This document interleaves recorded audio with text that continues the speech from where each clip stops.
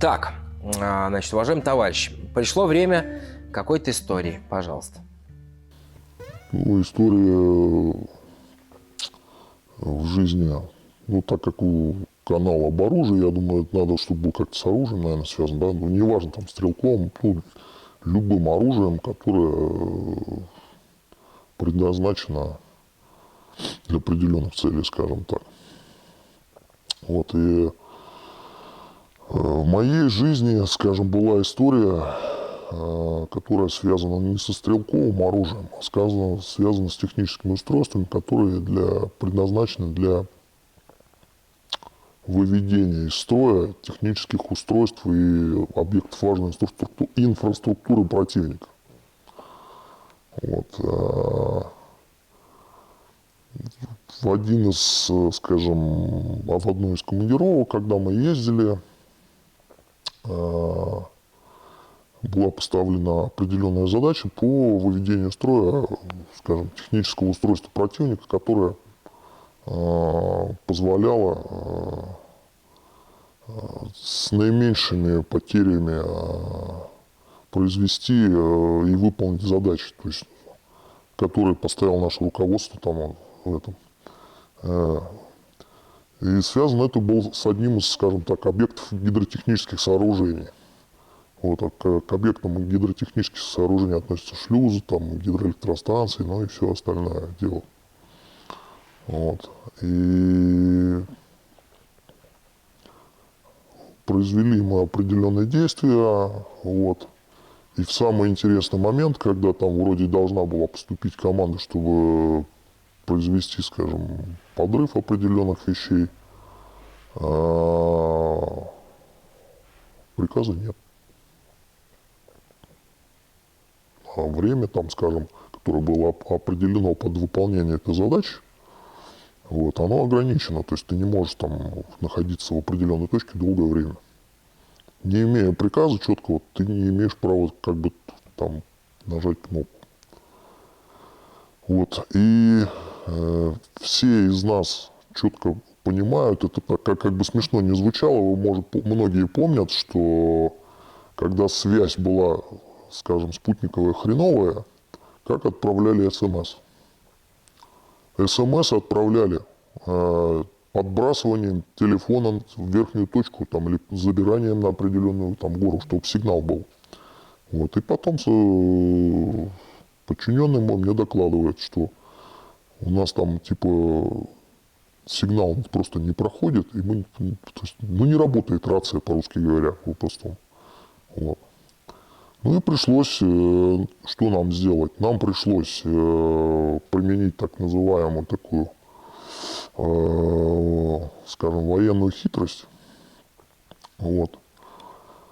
В верхней точке от того места, где мы находился, скажем, населенный пункт. Вот. И там связь была нормальная, естественно, это на горе находилась. Вот. И нам пришлось одно из средств связи, скажем так, включить на параллельный режим, все это прикрутить к ослу. Вот. И так как осел был местный, ну, соответственно, он жил вот где-то там на горе, в этом кишлаке. И мы его туда запулили, и он туда пошел.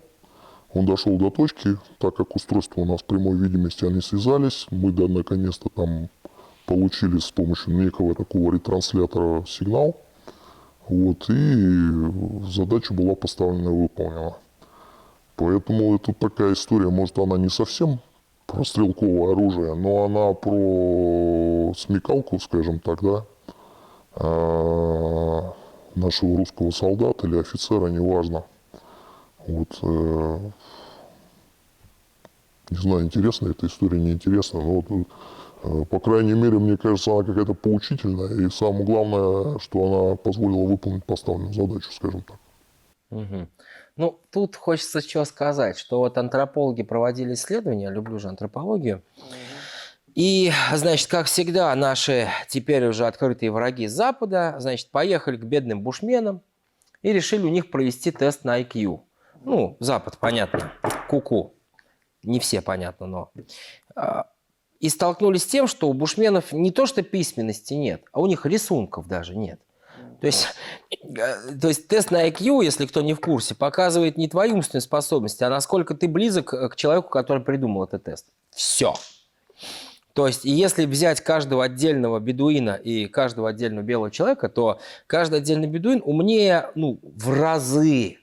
Потому что ему каждый день приходится решать огромное количество задач. Как выжить элементарно, да, там, вода, еда, быт и так далее, так далее, так далее. У них нету там, как у нас, всех этих технических средств.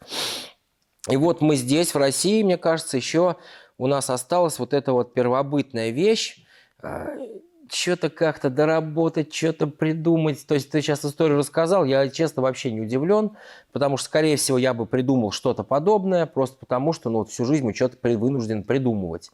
И это интересно. То есть постоянно что-то вертится, крутится, это сломалось. Тут наши одни машины что стоят? Вот ты заглох где-то в поле, а у тебя нет ничего. И вот у меня, значит, один знакомец, что сделал? У него ремень ГРМ, минус 30 на улице, ремень ГРМ порвался еще на старом этом нашем автомобиле, может быть, 2106 была или что-то такое. Он с жены колготки снял, вспомнил, ему мужики из гаражах там кто-то рассказывал, ему байка не байка, но он действительно взял колготки, намотал их, до Самары они доехали. Вот. То есть Задорнов про это у нас все время говорил, да, про нашу смекалку. Ну, он где-то перегибал, конечно, там, что, извините меня, там тоже не дураки живут, и жили там дураки, ну, они по-другому жили, скажем так. Не надо думать, что там все какие-то там плохие, а мы тут все хорошие. Ну, разные. Везде бывают разные люди. Вот, поэтому, да, смекалка – это такое дело интересное. Как вот ты считаешь, вот любят у нас наши некоторые глашатые, значит, говорить, что там без Кока-Колы, значит, они не воюют. Как ты считаешь, вот, что на это скажешь? Ну, я могу так сказать, что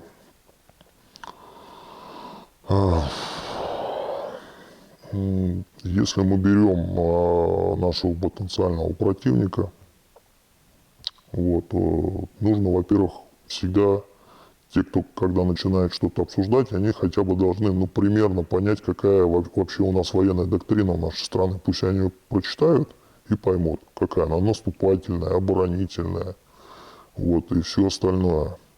Вот, у нас доктрина не наступательная.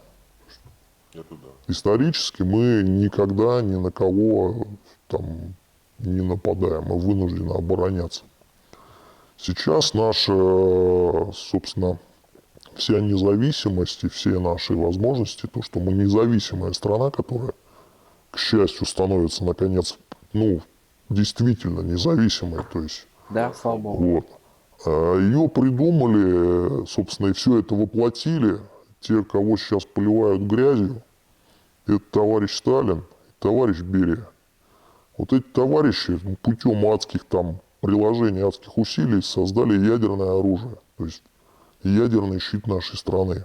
И вся советская инженерная школа ракетостроения позволила воплотить вот и создать эту в настоящий момент ядерную триаду, благодаря которой мы имеем право разговаривать и сидеть за столом переговоров с гордо поднятой головой.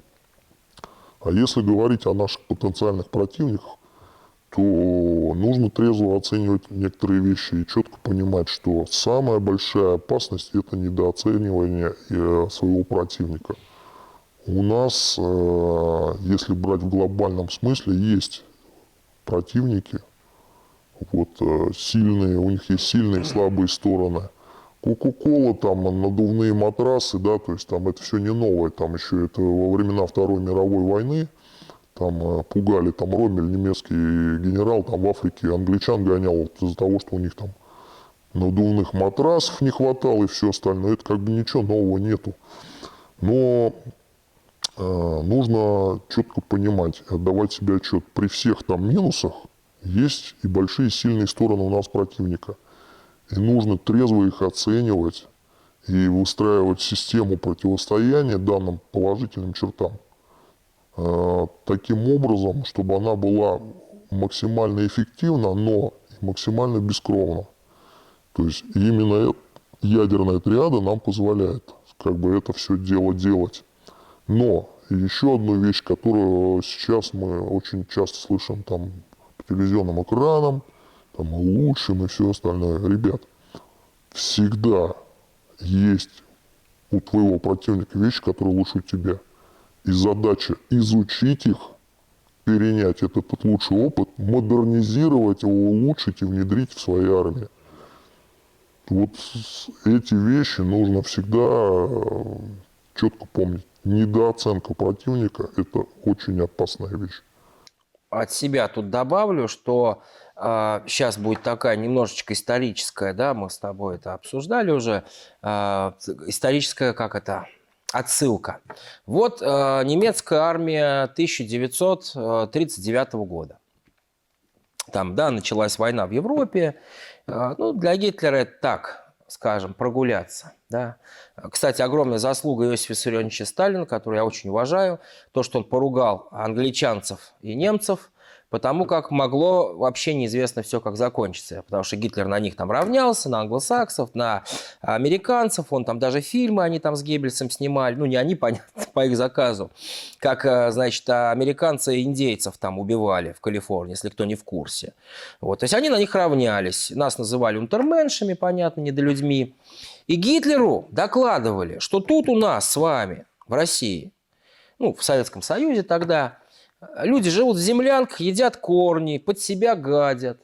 Необразованные, грязные, ну, практически вот, ну, вот обезьяны, вот натуральные. Вот. Это докладывали верховному главнокомандующему на тот момент самой великой армии на планете Земля. А это была самая великая армия на тот момент. Наши деды, почему мы все время говорим, что они совершили подвиг? Потому что они победили самую сильную армию за всю историю человечества. У нас проблемы? Вот. Самую сильную армию за всю историю человечества. И когда у нас снимают такие фильмы, как «Хабибор», по-моему, как-то он там назывался, да, в которых пьяные немцы в концлагерях ругаются на своего начальника, у меня, честно говоря, аж внутри все сжимается. Чего? Я каждый раз смотрю. Его расстреляли бы прям сразу. То есть с 15 века немецкая армия была самая вымуштрованная. Вот. Именно так. Самая вымуштрованная. Короче, вот это слово. То есть это, ну, подчинение 100%, иначе расстрел. И я к чему? Гитлеру докладывали, что у нас тут животные, унтерменши, что они сейчас пойдут на восток, на нас, мы на востоке, соответственно, от Германии, как когда-то американцы завоевывали индейцев, которые действительно, да, на тот момент, ну, просто не владели. Они великие войны были, не все, многие. Там они народу покрошили, некоторые индейцы, там по 300 человек, этих всех вот крутыми с ружьями. Но все же, это все-таки индейцы, понятно. У них луки, стрелы, им там, они между собой там подрались, побегали с голой жопой, потому что там тепло и хорошо. Там ничего не надо особо. Вот. И Гитлеру докладывали, вот. И он потом, то есть вы просто вдумайтесь в дурь в эту. Они Россию хотели взять за 8 месяцев. То есть понятно, что сейчас мы, оглядываясь, ну, смеемся над этим, серьезно. Со слезами на глазах, естественно, смеемся. Понятно, что это я утрирую. Но вот эта вот дурь, это просто. То есть если бы ему тогда он правильно оценил, я думаю, да, возможности Иосифа Виссарионовича, возможности Советского Союза, то войны просто бы не было. Ему зачем, условно, да, он только сейчас завоевал всю Европу, ну, логически. Ему зачем вообще сюда суваться, туда, в конечном итоге, где он в пух и прах, просто его разобьют и так далее. То есть это вот недооценка впрямую противника. Вот как они, вот в Волгоградске я там сейчас смотрю, там интересные вещи, значит, рассказывают записки, короче, немцев, там и эсэсовцы, все, короче, там, короче, Третьего рейха, по-русски говоря. Записки их, и рядовых, и офицеров, там, и генералов, значит, на подходе к Волгограду. Там огромную они подняли картотеку, там. Ребят, я до слез смеялся. То есть там немец на полном серьезе, не офицер, правда, ну, какой-то, видимо, не очень одаренный умом солдат, пишет, что они Волгоград возьмут за 18 дней. Я до сих пор не могу вообще угомониться. Я когда этот раз услышал, я аж видео тормознул, у меня хохот был, я минут 5 смеялся. То есть у них была такая пропаганда, вот неправильная. Товарищ Геббельс вообще что-то вот в этот раз, к нашему счастью, то есть они вообще не поняли, куда они пришли, зачем пришли и так далее. Вот это яркий пример, что наши деды, да, они подготовлены, пришли, понятно, там и так далее. Для них там было открытием, да, что у нас было уже оружие хорошее. Они надумали тут копия, что ли, я не знаю. То есть мы сейчас смеемся. А между прочим, Советский Союз при Иосифе Виссарионовиче первое место в мире занял по электрификации, обогнав США.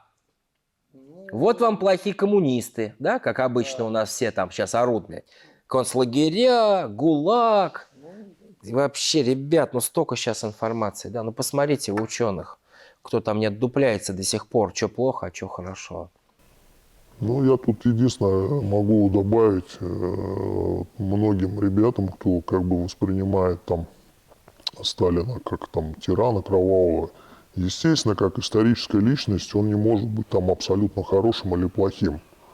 Но многие люди, вот ты сейчас сказал про электростанции, вот сейчас у многих школьников, даже, например, возьми источник, это учебник по истории, слава богу, сейчас начали изменять, и спроси, что такое план ГУЭЛ-РО. Вот это план по электрификации всей страны, строительство гидроэлектростанций и всего остального. То есть на момент создания Советского Союза можно взять просто в Ютубе, открыть карту. Количество гидроэлектростанций или теплоэлектростанций на территории там, на 1924 год. И, например, там, в 1937 году. И посмотреть, да.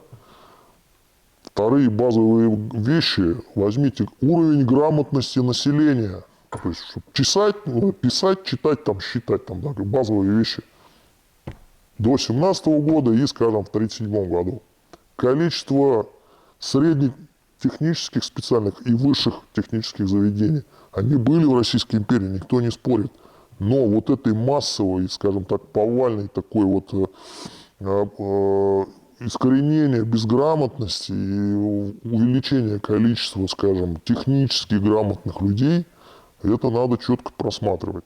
Ну и говоря о недооценке нашей армии, естественно, у нас были тоже изъяны, там эти, и все, вопросов тут никто не говорит. Но если говорить вот о байках, так в продолжении байки, вот, когда в 1941 году под Москвой начались морозы и начала замерзать немецкая хваленая техника, и просто из-за того, что у них не было даже технических жидкостей, которые рассчитаны там на такую температуру, они обнаружили такую вещь, о которой они не подозревали. Она называется валенки. И вся промышленность Германии до 1945 года не смогла поставить производство валенок на промышленный уровень. То есть вот такая, вроде как бы смешно звучит, но если вы посмотрите архивные кадры войны, то первое, что отбирали у мирного населения советской страны, это теплые вещи, валенки и тулупы и все остальное. Потому что в немецкой армии, скажем, в табеле оснащения солдата вермахта теплых вещей не было. И они мерзли и дохли из-за того, что их знаменитые сапоги вот эти, которые там голенищей бутылкой такой вот там, вот они были подбиты гвоздями металлическими. И зимой ноги превращались, скажем, в ледышки из-за этого. Ну да, то есть великолепный пример недооценки противника, это очень горьким последствиям вот, приводит. И да, вот очень много погибло людей с нашей стороны, да, то есть нужно говорить, я не говорю русских, надо заметить, погибло граждан Советского Союза. То есть независимо от национальности страну защищал весь народ. И еще один из идеологических просчетов Германии был следующим, что сейчас они нападают на нас, все находятся под жестким игом коммунистической, марксистской идеологии, сейчас мы их освобождаем, и они будут воевать вместе с нами. Ну, как показали события, что никто никуда не... Да, там была группа людей, естественно, там, как в любой войне, коллаборационисты, то есть тут вопросов-то нету. Но их процент был настолько маленький, что вот говорить о том, что это там был какой-то массовый характер носило. Поэтому, да, недооценка противника – это очень опасная и вредная вещь.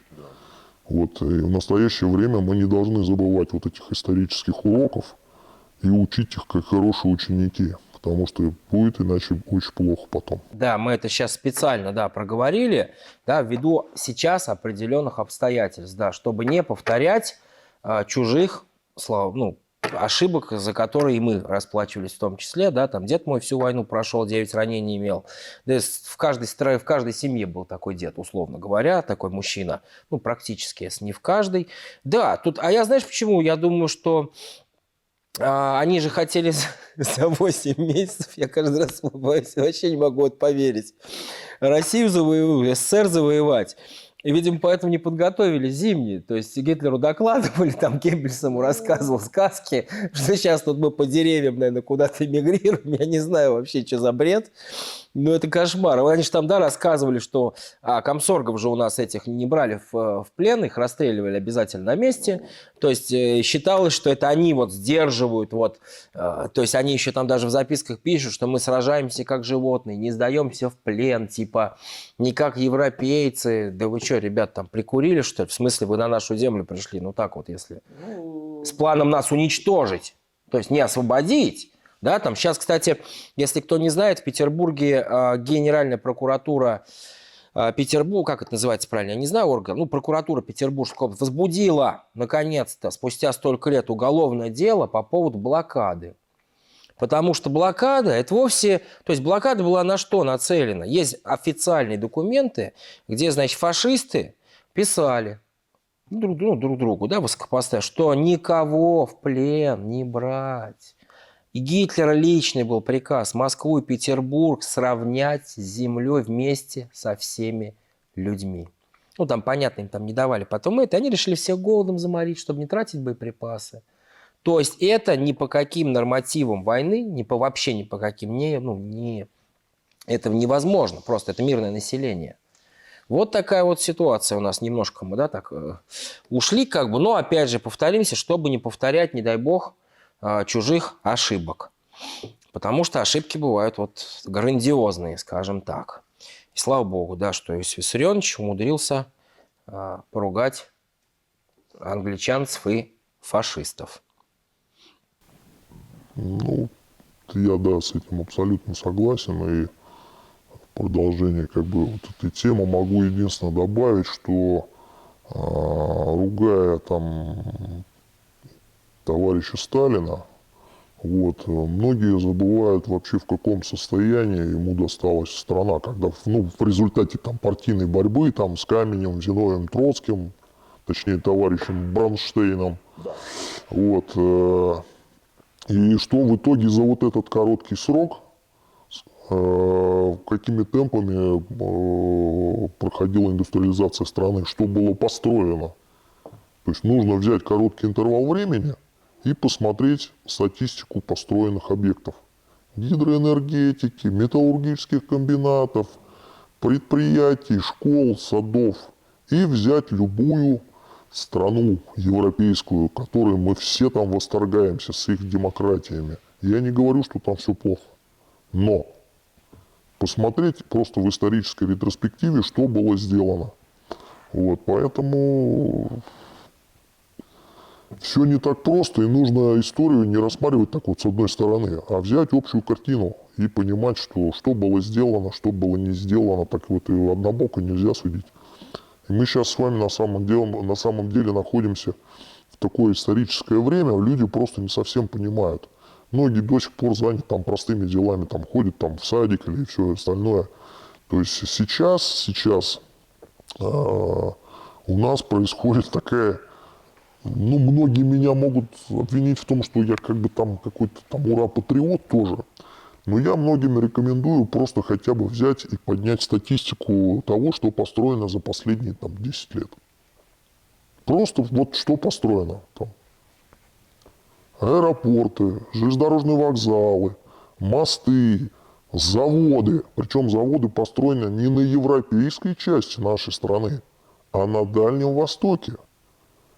Второй момент, ребята. Космодром Байконур кто строил? Весь Советский Союз. Сейчас космодром Восточный кто строит? Россия одна строит. То есть, да, несомненно, у нас много недостатков, у нас много проблем. Говорить, что все хорошо, это абсолютно неправда и нечестно. Да, то есть этого нету. Но нужно смотреть на главные вещи, сказать, на становой хребет государства, который позволяет на вот этой основе, на этом скелете дальше развивать и улучшать, собственно, наши внутренние вещи. А вообще, как бы, если вот там как-то резюмировать нашу беседу, не резюмировать, вот я могу от себя сказать, что каждый из нас, как гражданин этой страны, в улучшении чего-то в этой стране должен начать с чего? С себя и со своей семьи. Все, не придет никакой дядя, никакой там начальник, и царь, и бог, и герой, и не сделает вокруг тебя хорошо. Начни с себя. Вот, и поэтому только так, я думаю, то есть вот как бы в том числе вот наша тема оружия, да, она именно вот в плане улучшения себя и людей, если человек он осознанный, она приучает его к самодисциплине и к ответственности за то, что ты делаешь. Оружие, ребята, это в первую очередь ответственность за то, как ты с ним обращаешься, что ты с ним делаешь, даже как ты его хранишь и для чего ты его применяешь. Вот, ну, вот я считаю, что вот как бы, может, я не прав, но как бы ваши подписчики могут меня поправить. Да, мне кажется, что да. Я сейчас, кстати, закон наконец-то ввели, что теперь из машин нельзя бычки выкидывать. Наконец-то! Ну, бычки, фантики, там, мусор и так далее. Штраф, по-моему, от 10 до 30 тысяч, а юрлицам там до 300 тысяч. Вопрос, конечно, сейчас, ну, как это все фиксировать, да? То есть хотелось бы, чтобы каждого, кто выкидывает бычок из машины, я честно хочу этого, оштрафовали на 10. Эта 10 пошла бы на службы, которые все это убирают, и все убрали. Потому как, да, я во многих тоже видео это говорю, начинать надо прежде всего с себя. Меня так отец мой учил, царство ему небесное, и смотреть прежде всего на себя. Мы, кстати говоря, площадку нам предоставил Энергоспецстрой под нашу студию. Это лодочки классные, и не только, ссылочки в описании. Посмотрите, у нас видео даже есть про их лодки. Завершаемся. Чего? Пишите комментарии, подписывайтесь на канал, лайки, колокольчики. Не забывайте подписаться на Дзен-канал, если вы сейчас на Ютубе смотрите, а не на Дзене, или там на Рутубе. На Рутуб тоже подписывайтесь. Почему? Потому что, скорее всего, все-таки Ютуб в нашей стране скоро запретят. Как говорится, ассалям алейкум будет Ютубу. Все. Алексей Борода. Мир это прост. Пока-пока.